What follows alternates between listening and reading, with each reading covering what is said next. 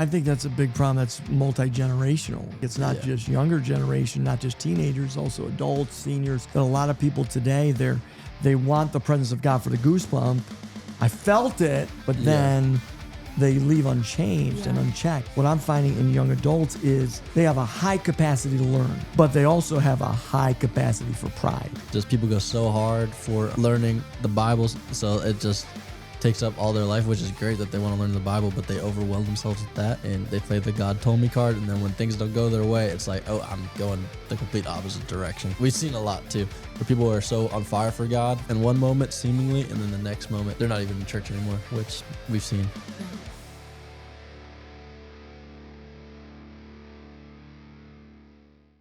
Hey everybody, welcome to this episode of the Toddcast. I'm your host, Todd Bishop, where we bring all things life and leadership. I'm so glad that you're joining this episode. We've got a special treat for you. But before we dive into that special treat, I want to introduce you to our producer, Isaac. Isaac, say hi to everybody.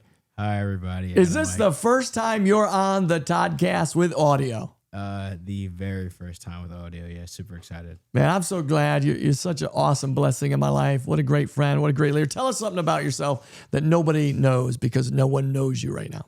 I had the honor and privilege of being on staff at Church Unleashed, and I won a cat and award. You won an award? I said I won a cat. I said. What is a cat? I want a cat. You want a cat? I want a cat. I thought you said you won a cat. I'm like, how do you win a cat? Winning a cat will be crazy. Guys, he wants a cat. So if you're listening, ship him a cat. Any cat. Make sure it's not a stuffed cat. It's got to be a live cat. Live cat or just a picture? I think a live cat. A live cat. All right. Well, on that note, we're looking for a producer right now that might help us out with the Toddcast. Anyway, hey, so we're grateful to have you guys. Here's what we want to ask you. We want to ask you to like, subscribe to the Toddcast. Make sure you share this content with other people. If you know somebody who benefits from the content, make sure you slide it over to them. Save it, add it, comment, all that good stuff. But subscribe, like, comment, share. Subscribe, like, comment, share. That's what we want you to do. It's pretty easy. And so welcome to the Toddcast. Pretty exciting things coming. We had to take a little hiatus because we had equipment malfunctions. So we had to get a bunch of new equipment to make sure the Toddcast gets out there for the world to see. Is that right, Isaac? That is correct. Thank you, sir. Thank you, sir. Well, you're in for a great episode today because I have a couple guests that are very near and dear to my heart. We're going to be talking about something that's been really talked about a lot in the church world, and it's the return of the younger generation back to church. And that's what we're starting to see. And so without any further ado, I'd like to welcome to the Toddcast. He's no stranger. He's been on here before. My son Malachi and his fiance Maya. Welcome, guys, to the Toddcast. What a community. How you guys doing over there? Fabulous. Fabulous. You're leaning the wrong way. We're having a diet. What's going on here? All right. The podcast etiquette. I'm not brushed up on it. Maya, how are you doing? You doing good? I'm great. I'm excited to be here. Just had lunch. You guys put on double deodorant. Yeah. You ready for the Toddcast? I did not. Yeah. Ready? Well, okay. So listen, we're going to talk about next generation stuff. And so there's a lot of buzz around the next generation kind of finding their way back to God. It seems like those under 25 are pursuing God at a higher rate than older generations. So you guys are in that space. You lead youth and young adult ministries at church, and then you give oversight to kids ministries. Like, what is it you're finding? Let's start with the young adults, those post high school into their, early, their college or their professional career. What are you guys finding in that? Are you finding that to be true, or is it a fake study? Or are you seeing kind of people coming back to? Yeah. We're going right in. All right. I would say I think it's true. I think that some of them grew up in tradition. And with tradition doesn't always come like a relationship with Jesus. So I think they, like, young adults are just kind of looking for truth. So they tend to they're going, like, the world has so much to offer with social media and stuff that they're just kind of looking for what's real, and Jesus is real and he's the truth, and they want the answers, and everything's so easily handed out on social media that they want it fast. So when it comes to like building your relationship with Jesus, it takes time and it's effort put in daily. And I think that's something that the young adults are looking forward to doing. Do you think they actually put in effort daily, or do they want someone to spoon feed them? Because that's kind of been previous generations. They talk a good game. They'll show up on Sundays, but Mondays, what do you guys find? Yeah, I think young people now, they like to feel conviction. Like they like to have preaching and messaging that is bold, that calls out sin. They like the feeling of conviction, but the actuality of acting on it and changing their mind, I think that's where we're finding it to be harder. So that they like the feeling. They like to be riled up, be called out, but in a preaching setting, but like one-on-one, I think that's where the struggle is. So you find they like to be called out, but not necessarily held accountable. Right. Yes. That'd be the word. Yeah. Okay, so they love good preaching. They love the Philip Anthonys. They love the people that are going to say, hey, the church needs to do this. You need to do this. But in the everyday practical side, that's where there's a disconnect. Why do you guys think that is? I think it comes from a positive place of people being hungry. People want to experience God and want to live holy. But I think, for newer Christians, that comes with a sense of pride that that they're learning, so that they know that they have a close, intimate relation with God. So they know and they feel like they have all the answers, when I don't think that's always the reality. So when someone calls them out on it, they could take that personally, which I've definitely seen before. Very personally. Yeah. Yeah. So now, okay, so let's talk a little bit about you guys. Like, you guys are how old? I know this, but for our audience. 21. 21. And 24. And you guys are engaged. We That's are. true. Yeah, when are you getting married? Ding. Bing. We are getting married in September. In September. September. How do you In feel the about backyard. Yeah, September. In your backyard. Wow. 2026. Right now it is, what is it? April? April, 5 months away. that? 5 months away from the time we're recording this podcast. Yeah. Okay, so you're 24, you're 21, you'll be 22 when you get married. So you're a cougar. Yes. Yes. Amen. If you're a cougar out there, go with it. Shout God out has to the hope for hunt, you. right? Yeah. That's what it's like. But you're our personal assistant first. Yeah. So I've been here for 4 years. I started off as the personal assistant, and then I was the personal assistant first. Then I started dating Malachi like a year in. I just want everybody to let everybody know she only went into the personal assistant job to get Malachi. That's what happens. It's true.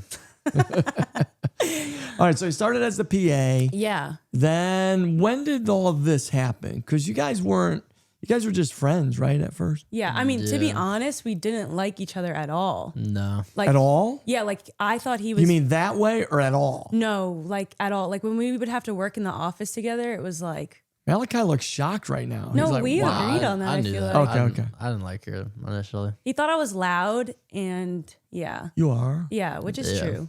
But I guess it was everything I am. But Yeah. yeah, so we started talking a little bit. I was going through a awkward breakup sort of thing, and then he was like, "Hey, let me talk to you a little bit," and then he started talking to me. Then we became friends, and then He asked me to go eventually, trick or treating. Yeah. At 21. And then she rejected me dating like 4 times. Yeah, he asked me out like 4 times. And then she asked me if I was going to ask her out, and I did. So, and then it worked. Word. And now we're here. Guess 5th time's a charm, huh? Yeah, I guess. You know what? If you're pursuing something and you feel like God's calling you to do it, It's the art just of keep the going, chase. The art of the chase, man. Yeah, but the funny thing is, you're such a control freak. He asked you out multiple times. You said no, but then you said, well, you asked me out again. And I'll Yeah. say, yes, that's crazy. No, That's I what literally it was was. like, are you ever going to ask me out? He's like, I've asked you out 4 times. And I'm like, try one more time. True story. Yeah. So, And now you're getting married yeah. in the backyard, our house. Mm-hmm. You guys feel like you're ready for it? Are you ever like fully ready? Like you learn. I'm excited for it. I'm For excited. sure. Okay, so now you're getting married. Does that change your roles at all in the church? Anything like that? No. No, I think we're just learning boundaries. I think that's the cool thing, like of working with your best friend, like, which also to you, like Malachi is my best friend, but he's also my fiance, so it's really cool. And he's also a coworker, so it's just learning the boundaries of like work life, outside life and like the balance of all of that. But I think like we work well together, which is cool. And you learn along the way. We're still young. So. And you have to work with your in-laws to be. Yeah. That's the fun part. How's it working with your father? It's fun. Every day? Yeah. You want a pay raise or something? Is that Yeah. All right. So you guys, it's a unique environment. You work with, you'll work with your in-laws. You already work with, your fiance's parents. You work with your folks. That's unique. You don't see a lot of that in the world today. Like let's just get off on a tangent. Nepotism. What's the positives of it? Nepotism. Just some good old fashioned nepotism. I believe in nepotism. I'm grateful for nepotism, I wouldn't be on this podcast if nepotism wasn't a thing, But nepotism is giving someone what they don't deserve or earn. You guys earn and deserve it. So there is a nepotism that starts the journey. Is the definition like you don't deserve it? Yeah. Oh, dang. Yeah. So it's like me just giving you a job because you'd be like, hey, everybody, I'm Malachi. It kind of sounds like that. But if you can't do the work and I give you the job, that's when it's negative. Yeah. God believes in nepotism. He used his son, brought salvation to the world. So hopefully our son brings salvation to Long Island. I hope. Amen. Yeah. Okay. So all right. So here we are. All right. So, guys are gay. All right. So, but you lead young adults, you lead youth. Young adults is actually it meets monthly though, is a larger attendance than youth. Yeah. Yes. Unless if you put junior and senior high together, it's larger. But senior high.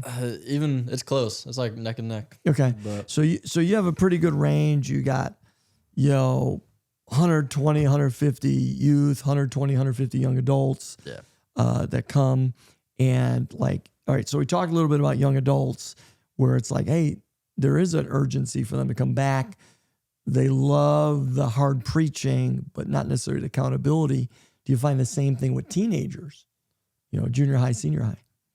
Upperclassmen, I think definitely. I definitely see that. Like the freshmen, the younger high school people, I feel like are definitely a lot more teachable and moldable. Yeah. Because I think they have that same hunger, but not all the way the same pride because they're new to high school, so I don't think they have that pride yet, which I think is a good thing. Yeah, I agree. I'm trying to think also too, I feel like the older students care more, if that makes sense. Like they want to read the Bible and they're asking the questions, but the younger, the 9th, 10th graders are just trying to figure out who Jesus is. Or actually a lot of our youth are the first believers in their household. So a lot of our youth are bringing their parents to church, which is very interesting. We have seen that as a recent trend that, students will come from a friend inviting them from high school, and then they'll come and then they'll start getting planted and then they'll bring their parents. One student in particular I'm thinking of, we went to his track meet, got to talk to his parents, got to talk to his mom, and his family started coming as a result of that. And I feel like we saw that multiple. We've been seeing that a lot more. Like the student being the catalyst to bring their parents to church, which is pretty awesome. Yeah, I think the psalmist said, oh, that I may proclaim your glory to the next generation. I mean, at some point, the church has to figure that piece out. But what I also find is those, I'll say 30 and under, because 40% of our church is under the age of 35, which is crazy. But what I'm finding is they don't care about the bells and whistles as much. Light, smokes, flash. Are you finding that to be true, or is that just an old man's observation? No, that's definitely true. Even our young adult nights, for example, we don't have any backgrounds on the screens. We'll just black screens, we'll just black screens with words up. Yeah. No lights. The sound we keep loud, but that's my preference. But yeah, it's just super simple, laid back, no camera intro crew, video, nothing. Yeah. And the young adults go crazy for that. I think it's because it's different than a Sunday experience, because we don't want to make it too similar. We want they could get something from both. Yeah. That they're not just looking for their church fix and the young adult gatherings, but it's a supplement to the Sunday experience and being consistent in the church. It's kind of almost like the Erwin McManus, right? Isn't he the one that kind of does that real scaled back church on Sundays? Yeah. And he has a ton of young adults in his church, educated people, Mm-hmm. right? So it's kind of that same thing. Why do you think there's been a change? Because, the older generations need to be the flash, bang, wow. Now it's literally like it almost seems like there's more of a search for authenticity and real. And how do you think that shift has taken place? Why has it taken place? I do think for our church in particular, I think the more, because we're Assemblies of God, I think the more we've leaned into our Pentecostal roots, that we just focus on the presence of God. I think that's what all generations are really hungry for. And I think, creating space for God's presence to move is what changes things and what, gives power. So I think that's what the generation is really hungry for. I don't think it's the fact that they reject the lights and they reject the smoke machines. I think it's are we making space for God's presence? And I think that's what they're really craving from my experience.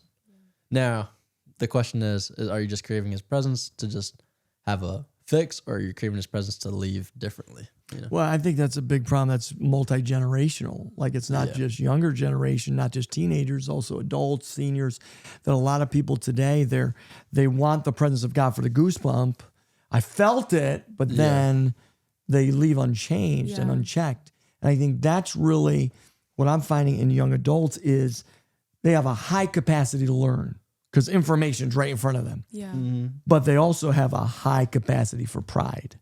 Right. It's almost like they get so much information that I know more. Yeah. I have more. And then they start correcting pastors. They start, there'll be people that are, following God 3 months and they want to create a podcast on how to tell the church how to operate. And I think that's one thing that I'm seeing in that is there's almost like a disconnect from the people God appoints to the God they want to serve. Have you guys seen that? Yeah. Yeah, we've seen it. And sometimes it's tough too because we're young ourselves. So when we see it and they hear it from on a peer accountability level, so many people hit us with God told me. And who am I to say God didn't tell you that?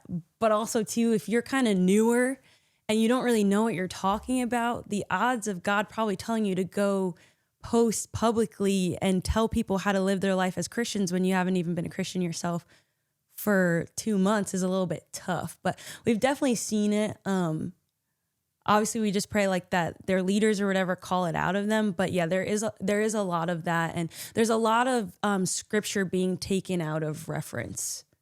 Well, this scripture says this, and you're no, well, if you read the whole book, that's actually not what it means. But yeah, a lot of pride and a lot of, I know, I spend my days reading the Bible, all of that stuff. So it's very interesting. It's more common, definitely now. You see it a lot. I mean, we didn't really see it my generation, I always speak to that because that's what I know. We didn't have this, we almost had the more we studied the Bible, the more humbled we were by it. The more we got involved in our church, and the more we got close to our pastor, we didn't think that was a doorway to correct the pastor. We thought it was an honor to be in the same room. And I don't necessarily think that the younger generations, not just your guys' generation younger, but even younger than me, feels that same sense of humility by being invited into rooms, by having proximity. Because you guys know, I'm in lobbies, I'm running to kids, I'm popping in with teenagers, I'm all that stuff. I didn't have that access. Yeah. And I think that access is created look at me, I've got the attention, or I give out my cell phone to almost everybody, you know, so. I also want to say too, I feel like people want to, I forgot what I was going to say. It was really good though. I sensed it. Darn. I felt a goosebump right here, right here. Right here, right here on this freckle. I felt a goosebump. I'll take it. So it must have been anointed. Yeah, I think Isaac was it anointed? Give us, Isaac's going to let us know. Definitely anointed. I got the goosebumps as well. See, I got a goosebump. He got goosebumps. Multiple. Yeah, multiple. Multiplication. Okay.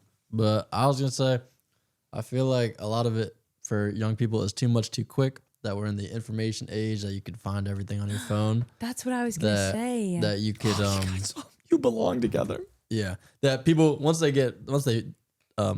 Jesus finds them and they get saved, it's all right, I need to learn everything about this all at once. When you've been kind of teaching us to at our church, slow drip discipleship. That it's just got to be steady and consistent. Because a lot of times we see just people go so hard for learning the Bible, so it just takes up all their life, which is great that they want to learn the Bible, but they overwhelm themselves with that. And they play the God told me card. And then when things don't go their way, it's like, oh, I'm going the complete opposite direction, which we've seen a lot too, where people are so on fire for God in one moment seemingly, and then the next moment, they're not even in church anymore, which we've seen. Yeah. It's like a crash and burn kind of. Well, it's like we have a statement we say at church, you can grow at your own pace. Yeah. But what happens is people try and get you from here to here overnight, when if you're 18, 19, 20, 30, 40, you've got the rest of your life to grow in your faith with God. The moment you repent of your sins, you're going to heaven. Mm-hmm. So now my eternity is secure. So guess what? I don't have to rush the process. I can have that slow drip discipleship that we're talking about. We relate it kind of to an IV, where if you put too much medicine too quick, the thing that's meant to help you can actually hurt you. Right. But slow drip discipleship is you put it in just a little bit at the right time, the right interval, and that actually brings healing to your heart and soul. And I think a lot of people just, I want to go quick, because it's almost like an addiction where you're not tapping out to an IV, you're tapping out to a syringe, because you're saying, man, I just need the rush right now. That's why people run off. If Elevation Nights has a worship night, they got to run there. They got to run to Maverick City. They got to go here. Nothing wrong with any of those. But then I look at something, man, you just drop that dime on that, and you don't even tithe to your church that's with you all the time in the trenches. I think that's the syringe addiction versus the slow drip discipleship. And we got to be so cautious of that. So what's your guys' hope for, because it is exciting to see young adults. I mean, I get excited seeing our young adults in church. Mm-hmm. Now, there's some negatives. They don't tithe. Half of them serve, half of them don't. The funding of the church is done by the older generations, typically 50 years old plus. So that's why we got to be cautious not to throw away the older generation, because without the older generation, the younger generation has no place to worship. They're funding a lot of the vision that we're walking through right now. But what's some of your hopes as you guys have been doing this for about a year and a half now? What's your hope for the next gen? My hope for the next gen is I just want to stop before you answer your question. So just do this so you remember what your answer is. You said you weren't going to say anything. And you've been talking equally as much as Malachi. Well, I just didn't want to sit here like a blob, That's a little awkward. So A little bit. But and continue. And my answer is, the Bible says there's nothing new under the sun. So I just hope that our generation and the generation after us doesn't try to create something that's not biblical or of God. So just because it's we're in the state of it being okay, we don't need the lights, the cameras, but eventually some of that's going to come back. But with everything being so new and so quick, I just hope that Jesus remains in the center of it all, and people just do everything accordingly. Does that make sense? Mm-hmm. That's my biggest prayer. Cause like I said, social media is so quick and everything's so fast at us, and trends happen, and people are creating churches that match the aesthetic of this, but eventually it's going to wear off, and the original stuff is going to come back.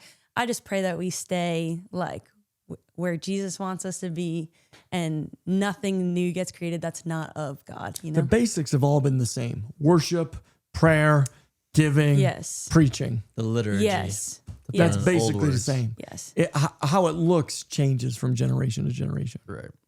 I'd say even on the pride subject, I think that a lot of that spiritual pride gets put away when they have a way to output it, being serving. When people serve, that's instantly humbling. Which I'd say our young adults that are serving and consistent, and they start at low or not lower places of serving, but optically, helping clean, visible, helping set up, things like that. I've seen, young adults that we start at that level. They're some of the best ones because they're humble, because they realize it's not themselves, but they still have that hunger for God as well. Our entire audio-visual department, other than maybe some of the coordinators, is literally all young adults. Yeah. Is that fair? Yeah. It's literally all people under 27? Yeah. And I feel that's just the kind of way you create your circle now. I came here alone 4 years ago, and I don't think if I didn't start serving, that I would have had a friend group like here at the church. I felt like it was just very easy to kind of slide in and meet people and like-minded people. So serving definitely is like you're not too good to serve on a Sunday. See, because I do find that young adults, by and large, want to be part. Mm-hmm. They don't just want to sit there. They do want to live, but they do want to work too. They want to be engaged. And I think in our church, a chunk of our young adults serve on a regular basis. Yeah. Even next gen, I feel like kids and stuff is ran by. A lot of our teenagers are helping run kids ministry and stuff like that. But I would say too, even like, I think it's really, the leaders of the church created an open space where they could disciple and allow opportunities for young adults in the next generation to lead and then to fail, to get corrected. I think those spaces are so good. Like even for, when we see potential in somebody in our youth ministry, like to be an up and coming leader, we start them at our setup team, that they lead the setup, like basketball hoops, pickleballs, things like that they're setting up, that it could be a hot day or it could be cold or whatever. And, that's really where you see people's character a little bit, because it's like, all right, they're not in it for a platform or anything. You're in it because you actually care. And we've seen those are some of our best leaders that do that. Yeah, that's really where strongest leaderships have obedience in the unwanted areas. Yeah. Areas you don't want to do. And you could test somebody, hey, I want you to do this. Like there's a rule, never tell me what you don't want to do. Never. Mm-hmm. What am I going to do? Do what we don't want to do. I'm going to say, you don't want to do that? Oh, Isaac, you don't want to talk on the podcast. Guess what? You're going to talk on the podcast. Say hi to everybody one more time. Hi, everybody. Sounds so enthusiastic. This commercial break comes to you sponsored by Psycho Preacher. Get your merch soon. Run the X Conference ad. Oh, yeah. X Conference, July 8th and 9th. Come. Best leadership in the Northeast. Okay, so, all right, let's shift a little bit. Let's have a little fun, okay, for a little bit. Rapid fire questions. Oh, yeah. Ready? Rapid fire question. All right, you ready? Here it is. Rapid fire question number 1. What are you going to call me, Maya? Oh, my. When you guys get married, are you going to call me pastor? Can you zoom in on me really quick? Can you zoom in on me? You're going to call me pastor? All right, everybody listen. Pastor Todd wants me to call him Tata. Tata. It's Polish for dad. And he's Polish. That's cool. But you really can't make that plural. But if you, that gets pretty bad. if you know what I'm saying, I cannot say that publicly. So comment below. Help me give reasons on why I should not call him Tata. Comment below your name ideas. Yeah, that's a great idea. Let's just put it all up to the podcast. Yeah. What They should can Maya decide call? what to call. Forget my Polish roots. But if you agree with Tata, oh my god. I just vote PT. I think that's the easiest option. It's the easiest option. Now, come on. Do you honestly really think you're going to come over Thanksgiving? Hey, pastor. That's what I'm saying. PT. It's easy. Hey, PT. Yeah, I can't call you Todd. I can't call you Pete. Yeah, I don't know. It's just weird. We'll figure it out, but we got 5 months, So, Toddcasters, help us out. Help us out. Give us a name. We need your ideas because you call your dad Papa. I do. Call your dad Papa, so I can't be Papa too. I don't even think you would answer to that. No, I don't think so either. Papa sounds weird. Lord. Tata's better. Lord. Almighty One would be fine. My Yes, stop. Almighty One. Let me stop. Thank you for this Thanksgiving grub. What was the shoe tie? My prince. Okay, here we go. All right, so rapid fire questions. Okay, if there's one thing you could say this next generation needs more than anything, what would you say? Accountability. Accountability. And One thing. yeah, that's You only get one. That's Accountability. No, yeah, I would agree. You getting married or something? You have to agree. Let's start a fight right now. Wait, you've been in pre-marriage counseling. Hold on. Stop the press. Another 10 minutes. You've been with my great friend, Henry Dennis. Yeah, Great pastor. He's a great pastor. Been Yeah, a great he's friend great. for a long time. I think I've known him like 26, 27 years. Yeah. How's that been going? It's good. It's not for the weak. He's really making sure Yeah, you're every week for 13 weeks. 15. 15 weeks. An 15 hour weeks. a week. Okay. And he's from 3 o'clock to 4. It's strict. Yeah. He sticks to the minute. Now, what happens if you don't do your homework with Pastor Henry? He'll send you back. He'll send you back. But Come he checks it. You have to flip your book. Don't waste his time is what he's saying, Okay, all right. Back to rapid fire questions. Yeah. Rapid fire questions. Okay, we know that. Okay, one thing this next generation needs. What's one thing do you think they lack that they think they have? Wisdom. Wisdom. They're not wise. Okay. Yeah. Is that self-reflection or is that? I mean, I definitely don't have like an infinite amount of wisdom. I'm not at my max wisdom potential. I think I got a little drop of wisdom. Yeah. Time management. That grows over time. So you'd say wisdom, you'd say time management. Yeah. Okay, if you're leading or advising someone who's leading a young adult or youth ministry, what's one bit of advice you would give them in reaching this? Because you guys are doing phenomenal. You're not only doing it here, but you're on 13 different high school campuses. Yeah. Which is unbelievable with the Bible clubs that have started through Unleashed Youth. But what's one bit of advice you would give to a next gen leader? Yeah, I would say to have a student leadership program where students can help lead, and then to encourage them to be sent out like to their high schools and stuff.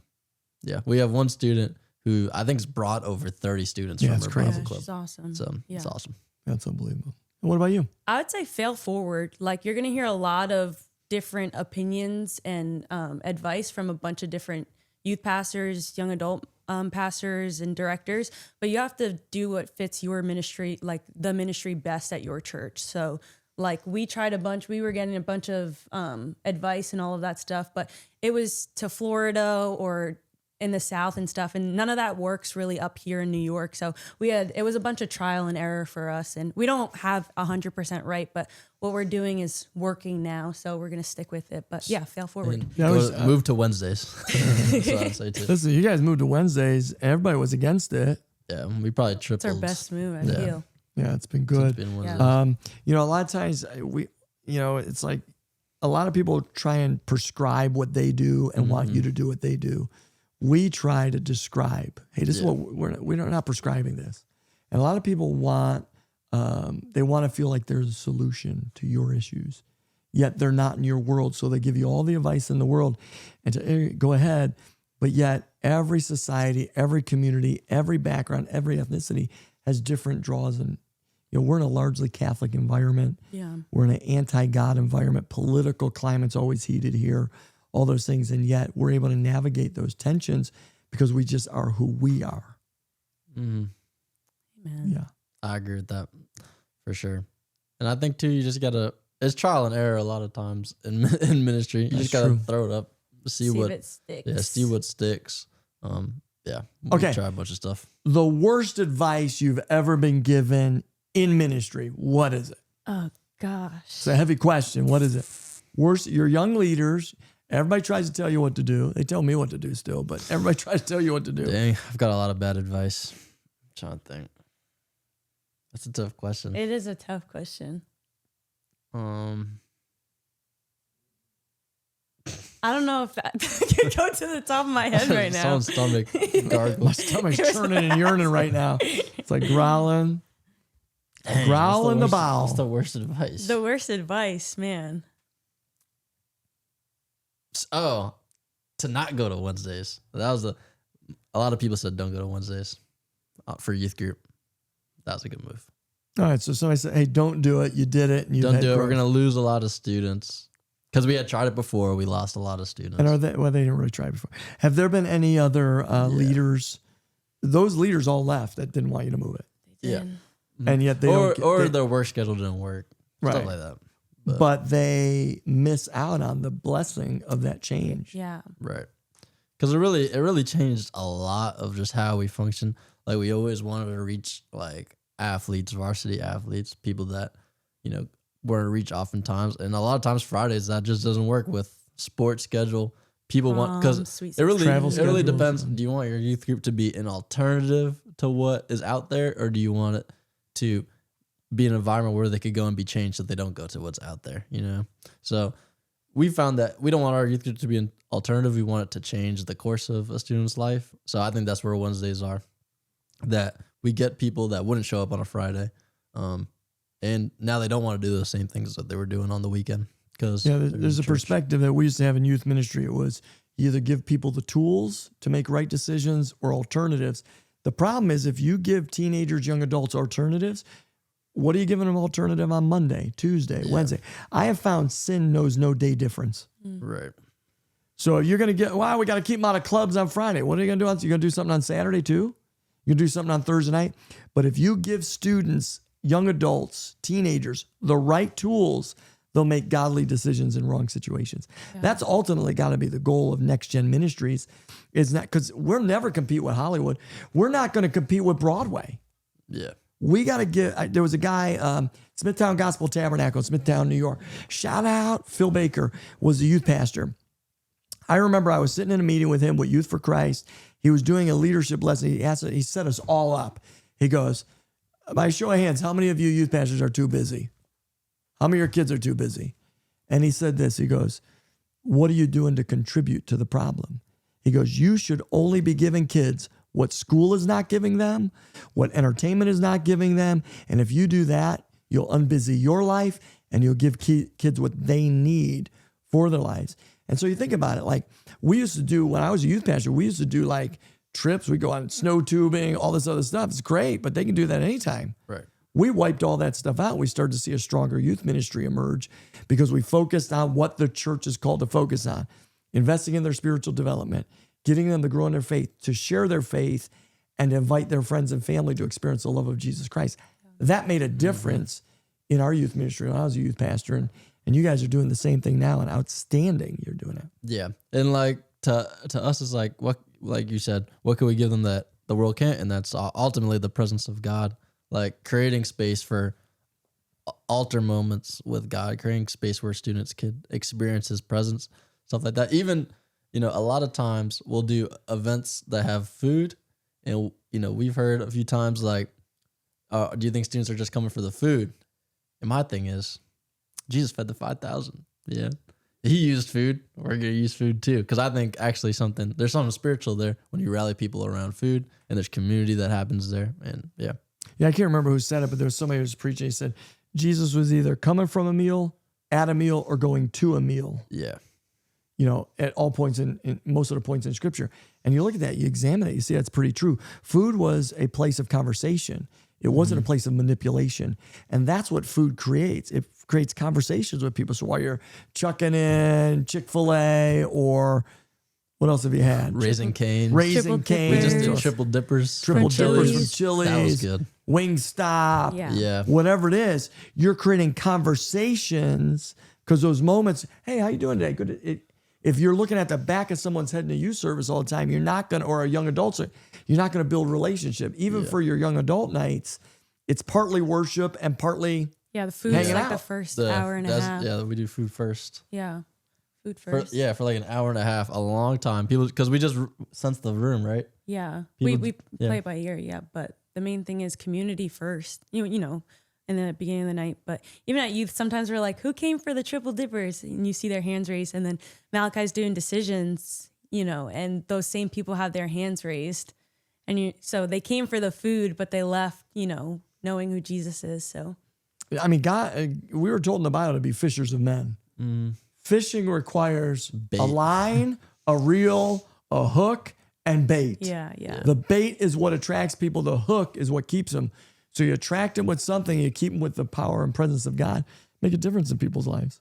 It's pretty cool. Yeah, that's what we found. But then this generation too, they just start showing up even without some of that stuff too, which is cool. Yeah, they don't really care. Yeah. Like that, I think the day of big names is over too. No, yeah, People don't really care about big names. Like you have a youth conference that you guys do, and the names don't determine whether or not somebody comes. Right. It's you hunting people down. Right. We said, me and Eli, who's one of our leaders, we kind of coined the term, each ticket isn't sold, it's fought for. We got to fight people to come to conference and force them to come. So that's kind of what our motto's Force been. them to come. Yeah, basically. You put them on. You're coming to conference. It's like, I'll buy you a t-shirt. That's what Malachi does. Figure it out. It's like, hey, I'll give you $5 off if you sign up right now. Exactly. I'll give you a discount if you sign up right now. I'll give you free Chick-fil-A at the conference, even though there's already Even though free it's Chick-fil-A. already free because ticket covered it. But So now, all right, as we kind of finish up today, like, you're looking, next gen needs so much, but they don't need anything more or less than the previous generations. It's just sometimes packaged differently. Maya, when are you going to confess that you're a preacher? What? she's preaching at the conference. Whoa! She's got more minutes than I do. She didn't know where I was going with that one. She's like, confess what? Preacher. How do you feel about that? I really enjoy the behind the scenes, like where Isaac's at right now. So does my wife. I'd rather swap out right now, but. What I always say about Mary, she doesn't need to be on the stage, but she shines when she's there. Yeah. You're the same way. I appreciate that. Malachi, Pastor. you're a great preacher. All my preacher friends say, oh my gosh, is your son preaching once a month now? I said, no, every time we see him, he's awesome. And not to brag, because he's my fiance, but genuinely, like, you've grown a lot since, like, you preached for the first time, 2 years ago? 3 years ago. 23. At Underground Conference. And, like, you can kind of tell, like, just where you're going. And he does this thing where his eyes go into space. We already talked about it. His eyes go into space, but then what's coming out of your mouth is just wisdom. So you've grown. It's really cool to see you grow in that area. Yeah, it's practice and learning, and you got a lot of fails along the way. I've had a number of preaching fails. Don't even. We all have them, man. But Every preacher has there's one in my brain that's pretty rough. Yeah. But it's just learning and training. Listen, I've had some colossal. Yeah, but you rebound pretty well. I have a lot of fun. All right, so authenticity is the big thing that young adults and teenagers need. What would you tell? What advice would you give to me as a pastor who leads 40% of our church? Is that? What advice would you give for me? Like, do I have to have the cool words? Do I have to be like? I don't even think clock it. Like, do I have to? I don't think you got to say that. All right, wait. Before we answer this question, what are some phrases I need to learn? Oh gosh. Are there any? If I dropped it on a Sunday, would it be like whoa? Wait, the birthday one? You the birthday. You the birthday? What does You that the mean? birthday. It means like you're the it person. Oh, I had a birthday. I don't. Oh, No, you say, Jesus is the birthday. Like, Jesus the birthday. Then we go into the birthday song. Happy birthday. No, that's where you'll lose them. That's where you'll lose them. But do you see what I just did there? Do you see how I work this? Yeah. Is I use those phrases and then I make myself look dumb. And what happens? You smirk because you don't laugh hysterically a lot of times. When you do, you can't stop. Okay. And you it's like, there it is. But it's like I do that. Why? I kind of bring it in. You're like, oh my gosh, he's like my dad. Yeah, it's so true. Cheesy. But are there any other phrases? You the birthday? You the birthday? That's the main one I can think no, of. I think we should just move on though. So this is the Toddcast. My answer to your question would be, I think you're doing a great job. I think you just being in the lobby is a big thing. Like, people have access to you. And I think that's what like the young adults and the youth love. Like, you make it a priority to like reach them. So even if you're hungry and you didn't get a drink of water after your sermon, you still prioritize meeting them, and you'll go up, you'll give them dap the guys up, throw the football if it's people are playing football outside. Yeah, you make it down to that. like the classes, the next gen classes. I just think your presence means more than, anything to the next gen, which is cool. So pastors, you got to hear that. Leaders, you want to reach the next gen. It doesn't matter if you're a pastor too. Even in business, you have to make time. Like a lot of older leaders, you got to understand me. No, Stephen Covey, seek to understand before being understood. I've got to understand every generation in order to reach them. My job's tough because I'm reaching those post 70 and pre 17. That is an expansive audience that takes a lot to reach and go out there. So I think it's awesome what God's doing in our church. I think it's awesome what God's doing through you guys. Anybody wants to follow you, how do they follow you guys on social? My Instagram is Malachi.Bishop. Pretty easy.